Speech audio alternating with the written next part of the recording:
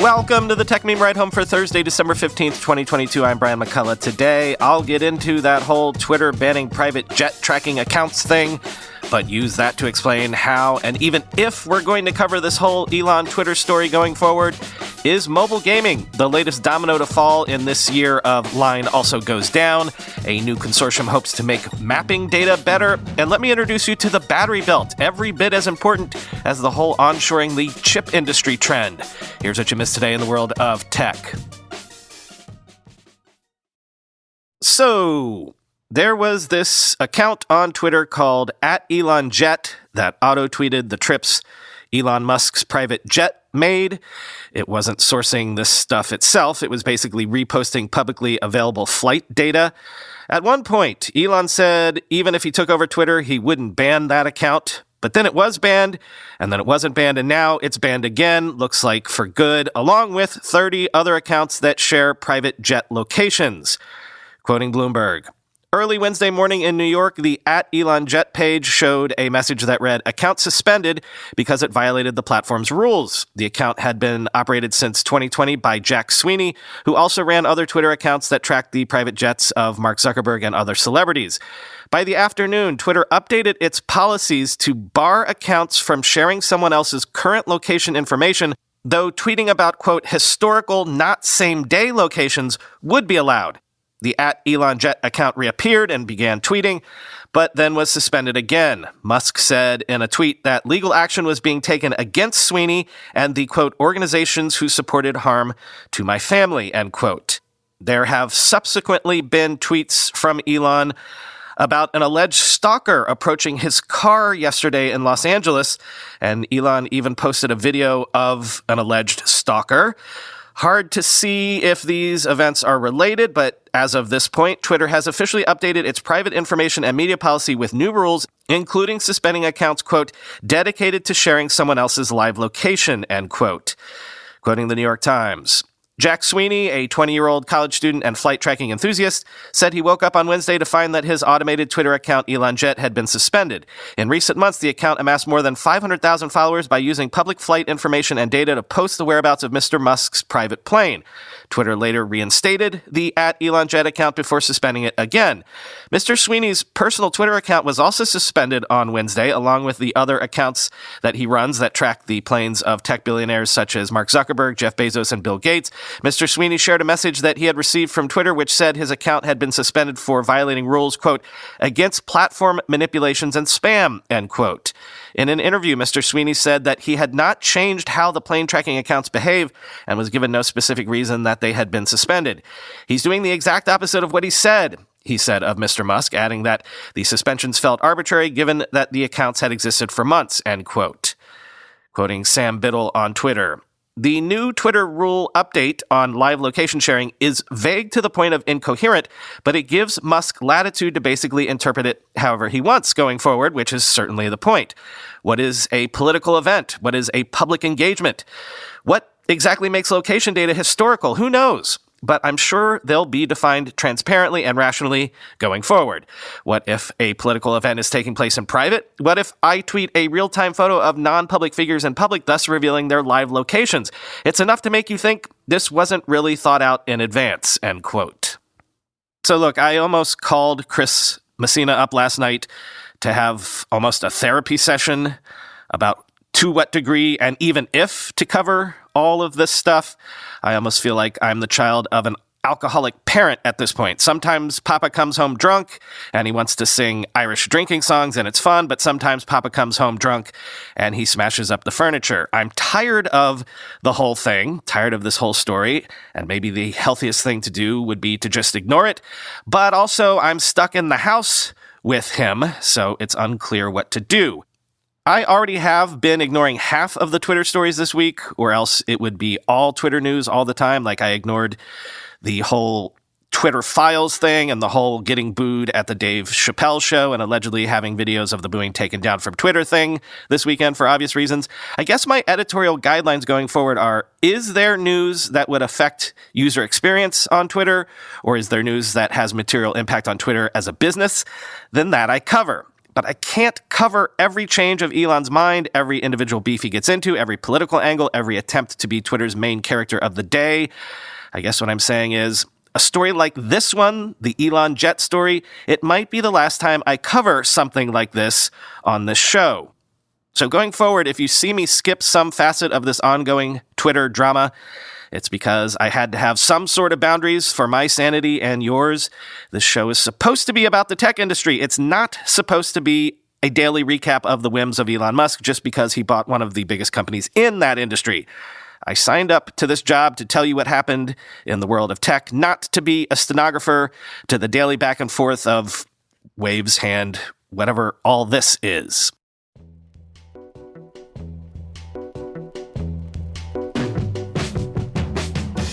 Interesting, though, that flood of headlines happened the same day as this. According to filings, Elon Musk sold 22 million Tesla shares, worth around $3.6 billion over the last few days. The fourth sale of shares since Elon announced his Twitter takeover, and the third since he declared, quote, no further Tesla sales, quoting the Financial Times. The sale comes as investors displayed frustration over Tesla's future under the stewardship of what some consider to be a highly distracted chief executive. Tesla's share price is down 61% since the start of the year, underperforming rival car groups such as Ford or General Motors.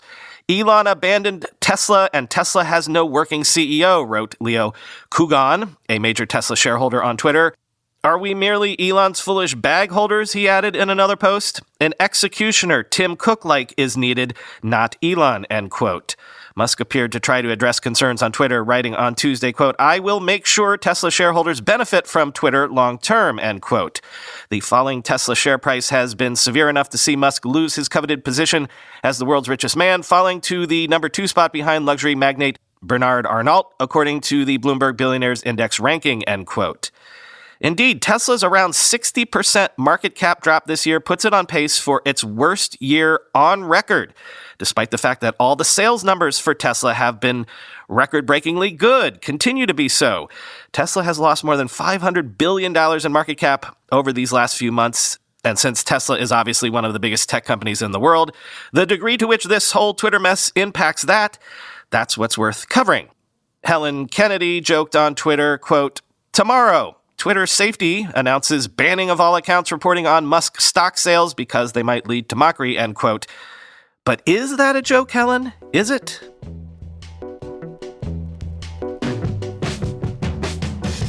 The other story that we seemingly can't escape is the back and forth of all the crypto blowups, especially the FTX stuff. And again, I try to exercise some editorial restraint on that stuff as well. But I thought that this was worth noting. For all of the SBF headlines these past weeks, according to Chainalysis, who analyzed weekly realized gains and losses of all personal crypto wallets in 2022, the FTX blowup isn't actually the biggest. Quoting Chainalysis, the data suggests that FTX's demise hasn't been investors' biggest issue this year. Both the depegging of Terra's UST token and the collapse a few weeks later of Celsius and Three Arrows Capital drove much bigger realized losses for investors, $20.5 billion in losses in the case of UST, and a whopping $33 billion in losses in the case of Celsius and 3AC, versus just $9 billion for FTX. These charts don't take everything into account. For instance, people who used FTX likely lost any funds they kept on the exchange, and the likelihood of recovering them is unknown. But from a market-wide point of view, the data above suggests that as of now, the heaviest hitting crypto events of 2022 were already behind investors by the time the FTX debacle took place, end quote.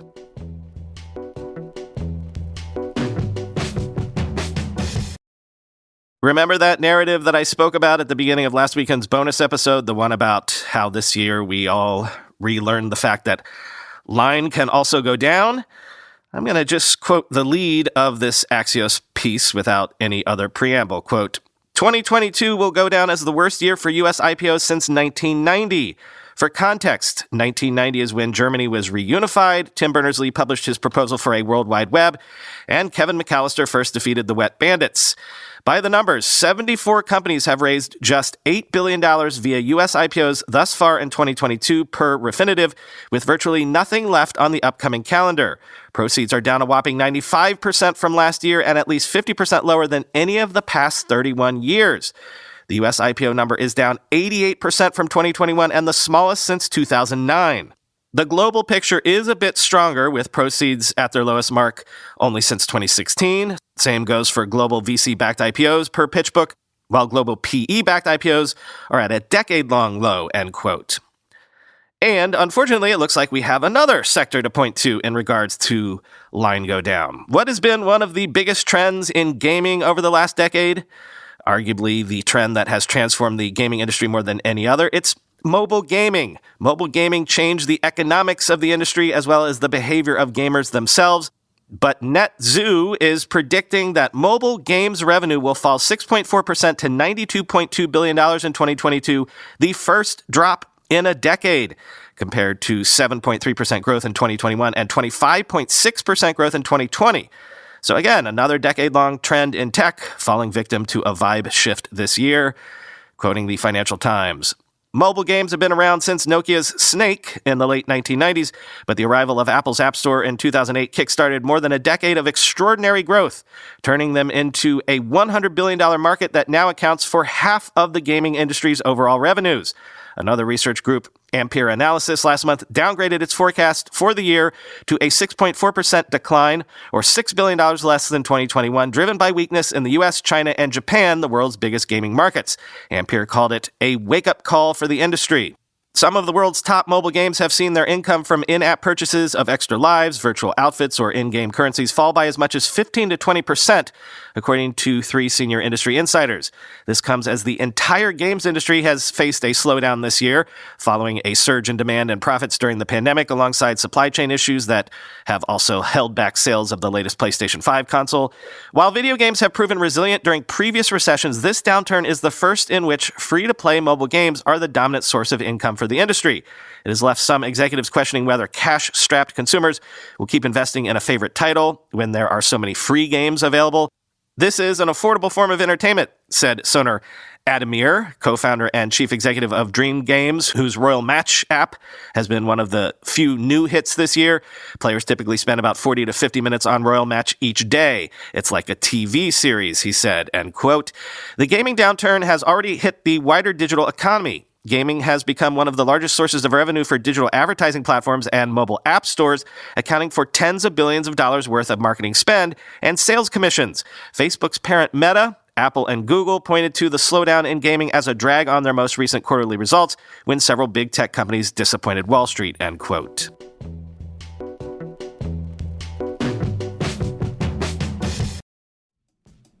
This episode of the podcast is sponsored by our friends at Storyblok. Oatly has been growing fast, especially internationally. Recently, the company outgrew its old-school content management system and needed a way to expand its global reach.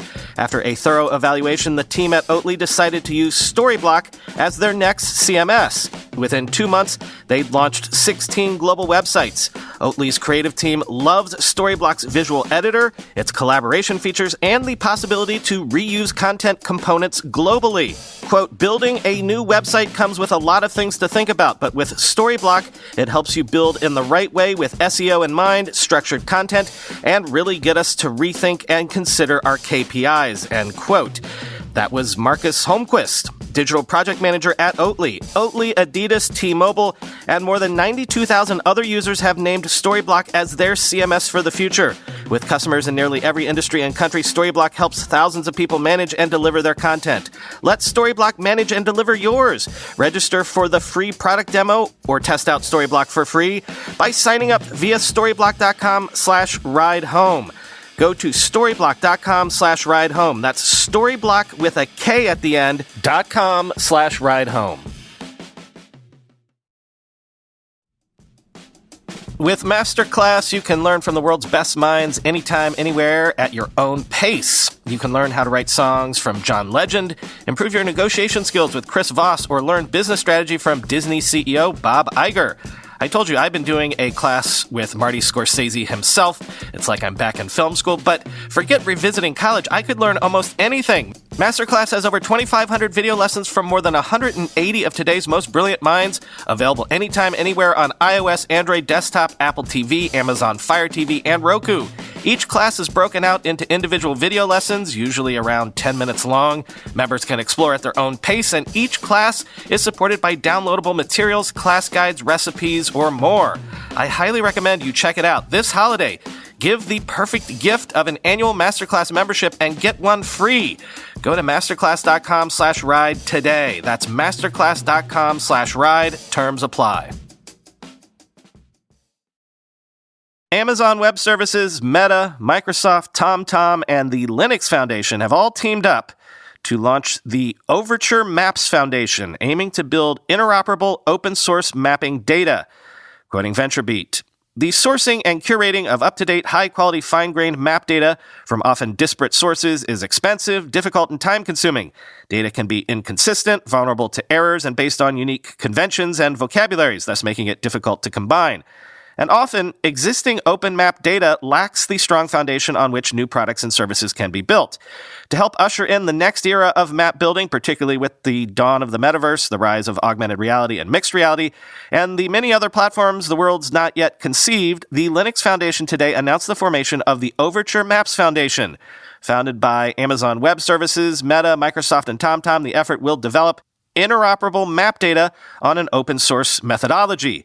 It will be open to all communities with a common interest in building open map data and strengthening mapping services worldwide. The Overture Maps Foundation's goal is to create reliable, easy to use, and interoperable open map data. According to the Linux Foundation, members will combine resources to build data that is complete, accurate, and refreshed as the physical world changes. The project aims to complement existing open geospatial data and integrate with existing open map data from projects such as OpenStreetMap and city planning departments, along with new map data contributed by members and built using computer vision and AI ML techniques, end quote.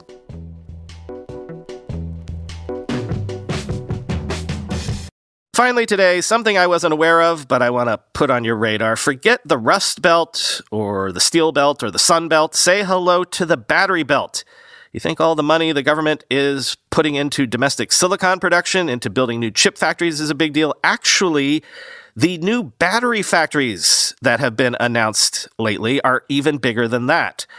Quoting Axios, battery company Redwood Materials is investing $3.5 billion in a gigantic new South Carolina recycling and manufacturing campus that will produce enough components to power 1 million electric vehicles, Joanne Muller reports.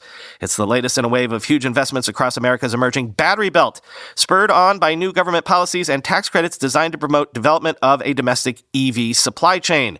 At least 21 U.S. battery gigafactories worth $54.3 billion overall have been announced since the beginning of 2021, according to Federal Reserve Bank of Dallas research.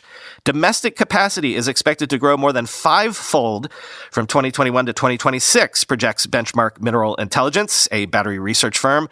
The federal government has put together a pretty clear set of pretty substantial incentives that guide the direction of this transition, and it's really benefiting the country right now. Redwood Materials CEO J.B. Straubel, a Tesla co-founder, tells Axios, Redwood's technology fills a particular gap in the battery supply chain. The company recycles and processes expensive anode and cathode materials now made almost exclusively in China.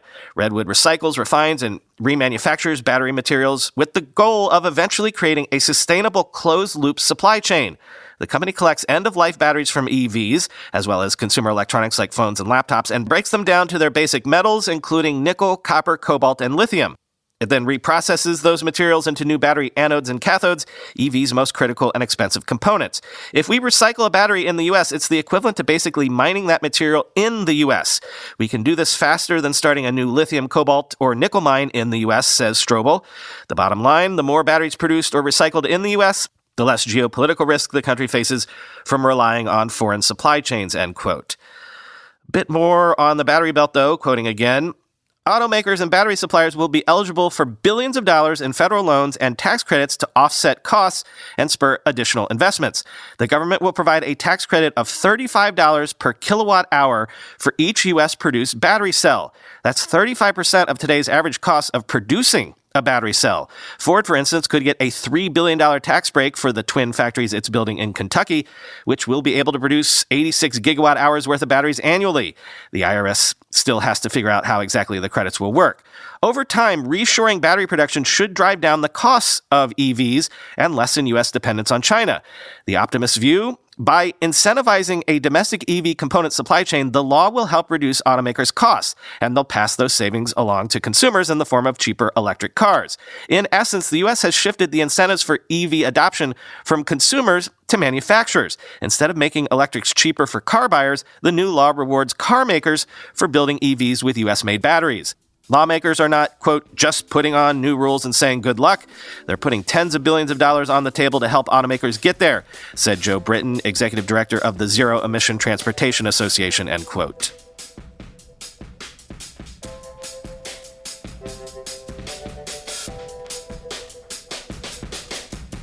Are we really doing this? Is the new Avatar movie really as good as everyone says?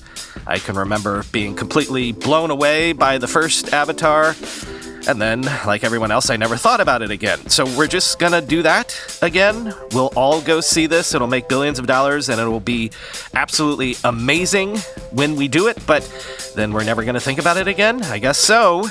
The reviews seem to be great. I'm on board. I'll take the kids. Maybe this weekend. Talk to you tomorrow.